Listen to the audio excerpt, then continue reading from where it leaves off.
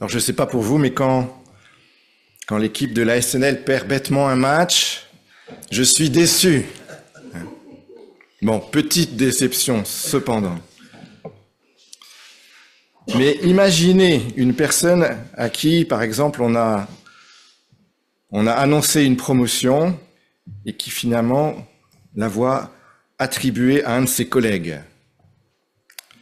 Grande déception. Ou bien imaginez une personne en recherche d'emploi qui a fait des dizaines de lettres, qui a enfin reçu une réponse positive et qui, le jour de l'entretien, on lui annonce que le poste a été pourvu. Grande déception. Ou bien imaginez encore un jeune homme qui tombe amoureux d'une jeune fille. Ils sont amis, ils se voient régulièrement, son amour pour elle grandit, il se voit construire sa vie avec elle. Mais le jour où il décide de lui déclarer son amour, il s'aperçoit que la jeune fille n'est pas du tout amoureuse de lui. Terrible déception. Je crois que nous vivons tous, à un degré ou à un autre, des déceptions dans notre vie, certaines qui sont plus profondes que d'autres. Et je pense que la profondeur de la déception est souvent proportionnelle à la grandeur de l'attente qui a été déçue, de l'espoir qui a été brisé, de l'intensité du désir qui a été anéanti. Et ce matin, je propose que nous lisions le récit de deux hommes qui ont vécu tous ces événements à Jérusalem, tous ces événements où Jésus a été arrêté, où Jésus a été crucifié, où Jésus a été mis au tombeau. Et de voir comment Jésus va transformer leur déception. On va voir que c'était des hommes profondément déçus, en une joie profonde. Donc le texte se trouve dans Luc, au chapitre 24, à partir du verset 13.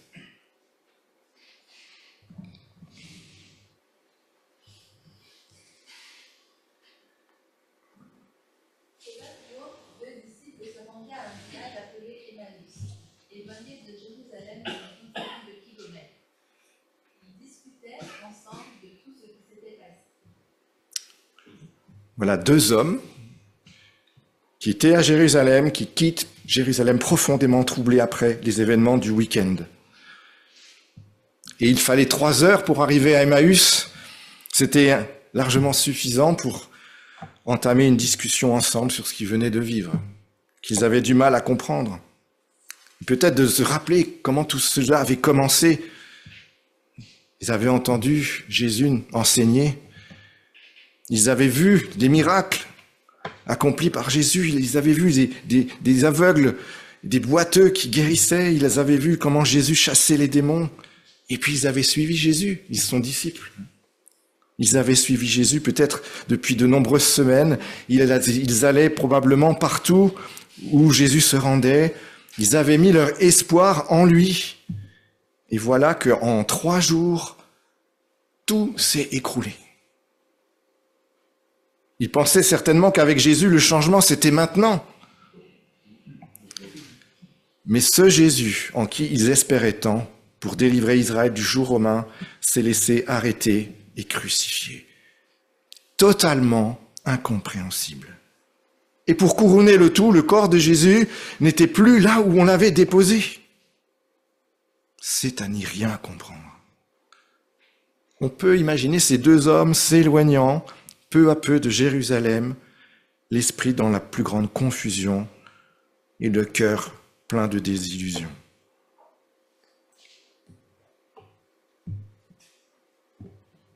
Pendant qu'ils parlaient et discutaient, Jésus lui-même s'approcha et fit route avec eux, mais leurs yeux étaient empêchés de le reconnaître. Il leur dit : « De quoi parlez-vous en marchant pour avoir l'air si triste ?» L'un d'eux, un dénommé Cléopas, lui répondit : « Es-tu le seul en séjour à Jérusalem qui ne sache pas ce qui est arrivé ces jours-ci ?» Ils marchent, un homme les rejoint. Ça n'a pas l'air de les surprendre. Et comme Jésus, incognito, finalement, se fait leur compagnon de route.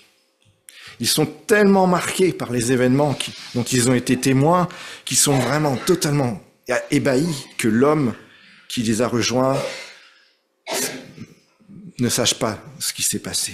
Enfin, tu ne sais pas ce qu'il s'est passé à Jérusalem ce week-end. C'est comme si quelqu'un aujourd'hui n'était pas au courant qu'il y a maintenant une ligne de trolleybus à Nancy. Et le texte nous dit qu'il s'agissait de Jésus. Et je ne sais pas si vous réalisez, il a été crucifié.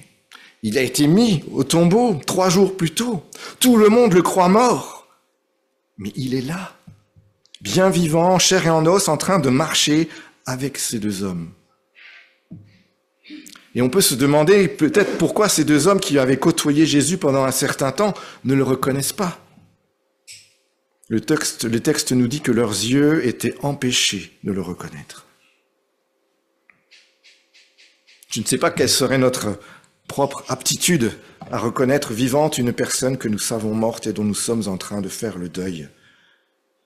Il est donc possible que leur empêchement de voir Jésus soit de l'ordre psychologique, mais il est aussi possible que cet empêchement soit un aveuglement spirituel, car la suite du texte nous montre qu'ils avaient besoin de découvrir qui était vraiment Jésus.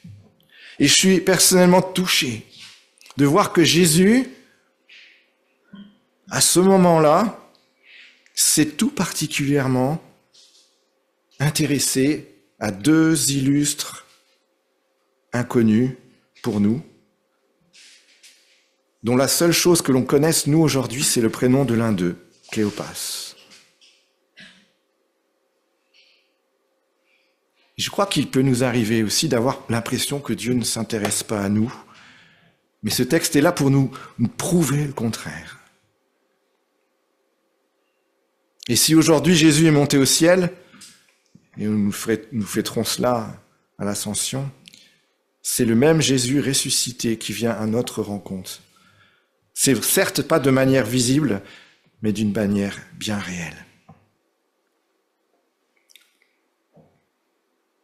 Et c'est une invitation à être, ce que je pourrais dire, des disciples sur le chemin d'Emmaüs, dans la manière d'être comme eux, dans la manière dont ils ont accueilli avec bienveillance la compagnie de Jésus et ont commencé à dialoguer avec lui.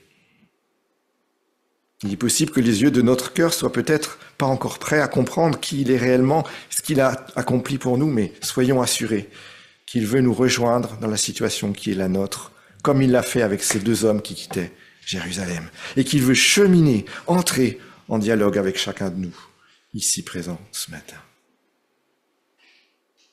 Nous sommes confrontés à une invitation pressante à lui adresser nos cris de douleur, nos questions, nos doutes, car il veut y répondre, comme nous allons le voir maintenant dans la suite du texte.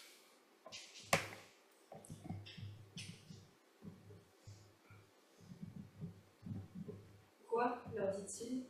Ils lui répondirent: ce qui est arrivé à Jésus de Nazareth, qui était un prophète puissant en actes et en parole devant Dieu et devant tout le peuple. Et comment les chefs des prêtres et les magistrats l'ont fait arrêter pour qu'il soit condamné à mort et l'ont crucifié. Nous espérions que ce serait lui qui délivrerait Israël. Mais avec tout cela, voici déjà le 3e jour que ces événements se sont produits.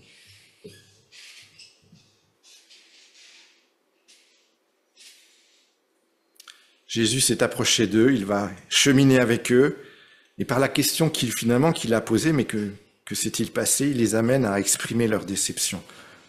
Je crois qu'à verbaliser les choses, exprimer ce qu'on ressent est essentiel pour ne pas rester dans la morosité. Et il leur laisse donc l'occasion d'exprimer leur désillusion qu'ils expriment dans ce discours, avant, à son tour, de prendre la parole et les enseigner. Et finalement, tout en cheminant physiquement sur la route avec eux, il va aussi les faire cheminer spirituellement. On le voit dans la suite du texte.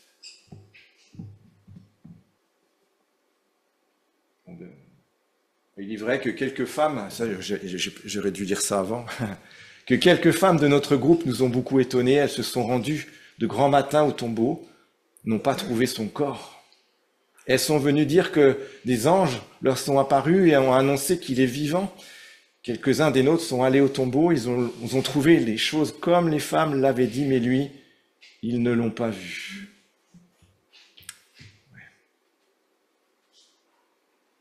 Alors Jésus leur dit: hommes sans intelligence, dont le cœur est lent à croire tout ce qu'ont dit les prophètes.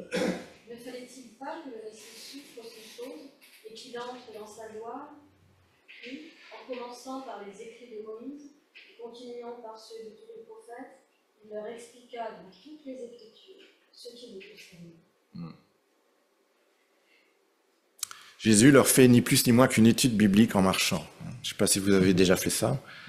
Moi, pas encore, mais pourquoi pas. Et il va partir de ce qu'ils connaissent déjà pour les amener plus loin. Le but de Jésus, eh bien, c'est de donner un sens à ce qui vient de se passer. C'est de les amener à connaître vraiment qui il est et de comprendre pourquoi lui, Jésus, a donné sa vie pour eux en mourant sur la croix. Ce que Jésus fait avec ces deux hommes, on est aussi invité à le faire encore aujourd'hui avec les personnes qui cheminent et qui se posent des questions, parce qu'il n'y a pas d'autre possibilité pour apprendre à connaître qui est Jésus, pour comprendre ce qu'il a fait pour nous en mourant sur la croix, que de lire et d'étudier la Bible, la parole de Dieu. C'est ce que l'apôtre Jean disait quand il a écrit son évangile. Il dit « Ces choses ont été écrites afin que vous croyiez que Jésus est le Christ, le Fils de Dieu, et qu'en croyant, vous ayez la vie en son nom. » Lire la Bible est donc important. Ça nous permet d'abandonner progressivement nos faux schémas, nos fausses conceptions, nos faux raisonnements pour appréhender la réalité avec le regard de Dieu. Et Paul disait dans sa lettre aux Romains, ne vous conformez pas au monde actuel, mais soyez transformés par le renouvellement de l'intelligence afin de discerner quelle est la volonté de Dieu, ce qui est bon, agréable et parfait. On a besoin que notre compréhension des choses soit transformée par le Saint-Esprit de Dieu. On va voir la suite.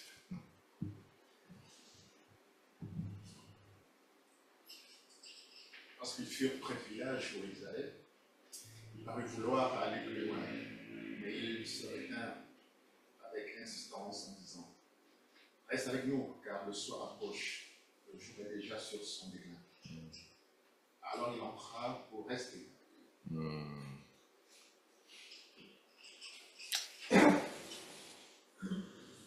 C'est ainsi qu'ils arrivent à Emmaüs et Jésus se laisse inviter par eux. Je trouvais intéressant de noter que Jésus ne s'impose pas. Et je crois que c'est pareil aussi pour nous aujourd'hui dans nos vies. Jésus ne s'impose à personne.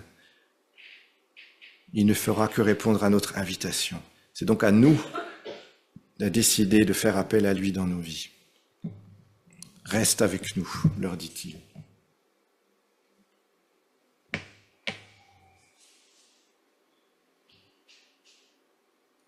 Pendant qu'il était à table avec eux, il prit le pain et, après avoir prononcé la prière de bénédiction, il le rompit et le leur donna. Alors leurs yeux s'ouvrirent et ils le reconnurent, mais il disparut de devant eux. Je ne sais pas si vous remarquez, mais là, on voit qu'il y a à ce moment-là que Jésus prend l'initiative de rompre le pain et de rendre grâce. Alors qu'il n'était que l'invité, c'est comme s'il prenait la place du maître de maison. D'invité, Jésus devient le maître. Dans nos vies, inviter Jésus, c'est aussi lui permettre d'occuper la place du maître, celle qui lui revient de droit. Et c'est alors seulement que leurs yeux s'ouvrirent et qu'ils reconnurent Jésus. Et je crois qu'aujourd'hui encore, Dieu veut que les yeux de notre cœur s'ouvrent. C'est vrai que c'est l'œuvre aussi du Saint-Esprit en nous, et tout comme ce qu'ont ressenti les deux disciples sur la route. Mais Jésus disparaît à leurs yeux, mais les choses sont bien différentes pour nous aujourd'hui, car depuis la Pentecôte, qui est intervenue 50 jours après Pâques, Jésus accorde sa présence par le Saint-Esprit qu'il donne à celui et à celle qui devient son disciple.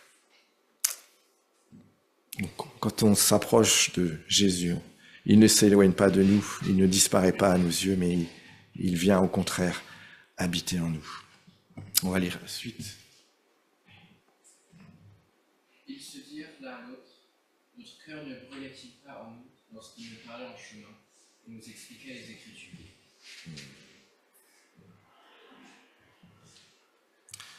Ils étaient bienveillants, ils étaient ouverts, honnêtes et sincères dans leurs recherches, dans leurs questionnements. Ils ont été réceptifs à ce que Jésus voulait leur communiquer. Et je crois que c'est aussi l'attitude intérieure, la disposition que Dieu nous invite à avoir, de nous mettre humblement à l'écoute de Dieu, qui nous permet aussi de connaître Jésus comme Sauveur et Seigneur. En un instant, ces deux hommes ont été transformés.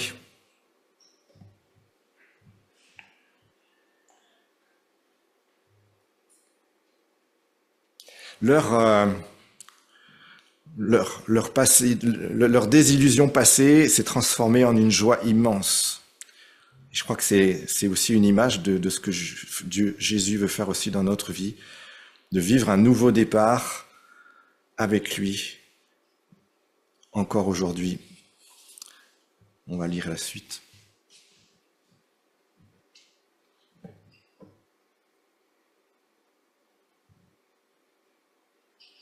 Ils se levèrent à ce moment même et retournèrent à Jérusalem, où ils trouvèrent les onze et les autres qui étaient assemblés et qui leur dirent: le Seigneur est réellement ressuscité.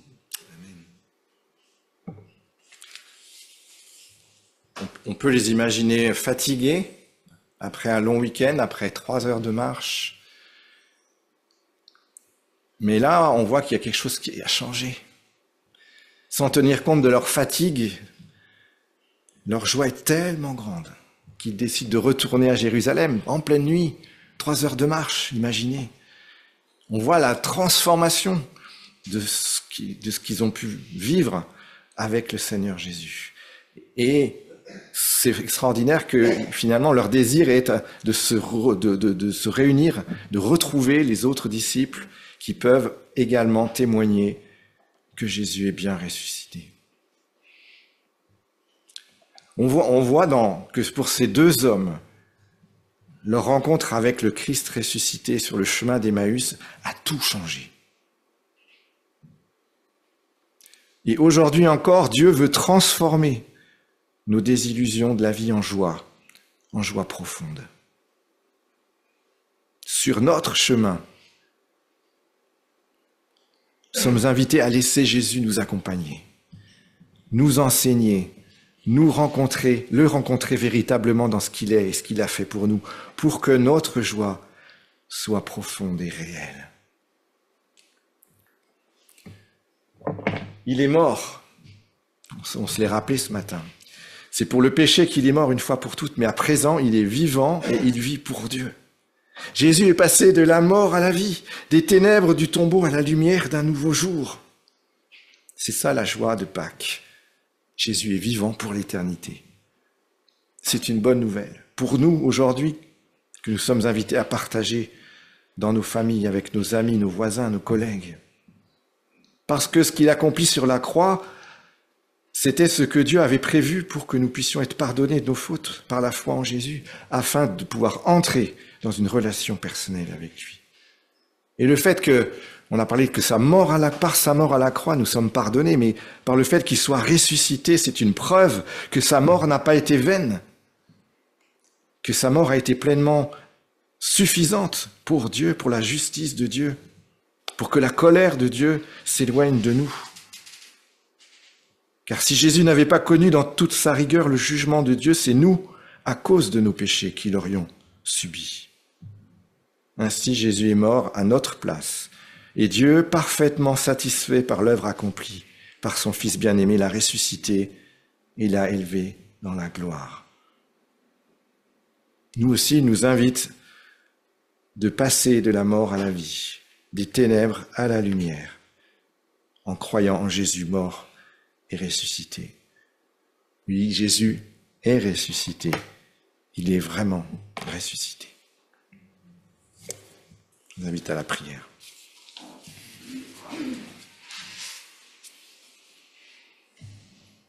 Seigneur, cet événement qui s'est passé il y a 2000 ans a bouleversé l'histoire de l'humanité. Et ces deux hommes sur le chemin d'Emmaüs étaient tellement désorientés suite à ce qui s'était passé. Et Seigneur, quelle grâce de ce que encore aujourd'hui tu désires aussi nous aider à comprendre ce qui s'est passé il y a 2000 ans. Pourquoi Jésus est mort? Pourquoi il est ressuscité? Qu'est-ce que cela change?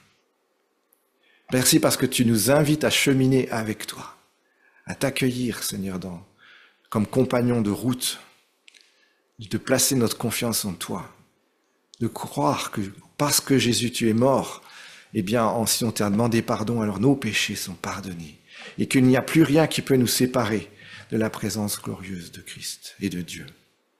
Que nous pouvons marcher dans cette intimité, vivre cette intimité avec Dieu le Père par la foi. Merci encore parce que Jésus, tu es vivant, parce que tu es auprès du Père, parce que tu intercèdes pour nous, parce que tu reviens et parce que tu es présent en nous par ton esprit. Seigneur, nous te prions que tu nous aides à mieux comprendre qui tu es, ce que tu as fait pour nous, et à le recevoir dans notre cœur et à vivre en tenant compte de cela, Seigneur, pour ta gloire et pour que ta gloire soit manifestée, pour que ta vie, Seigneur, soit manifestée en nous et au travers de nous, Seigneur. Nous te bénissons parce que tu es le Dieu de la vie, en Jésus-Christ. Amen.